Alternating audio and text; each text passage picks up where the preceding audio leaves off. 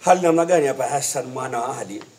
Leo nilikuwa nimejitayarisha kwenda kushuhudia uchaguzi wa kamati ya kitaifa ya Olimpiki nchini. Kwa mara ya pili umeahirishwa tena. Ndilo gumzo ambalo tutakuwa nalo hapa ndani ya Radio 47 kuanzia saa 10 na dakika 40. Gumzo la sport. Ni nini shida? Knock. Watu wanauliza ni nini shida? Ama mnataka tena yale yalokuwepo kwenye FKF? Ni gumzo, tutakuwa na wadau na kauli zao tuone hali itakuwaje. Na usisahau pia leo tuna matangazo mbashara, tunazungumzia FIFA Club World Cup.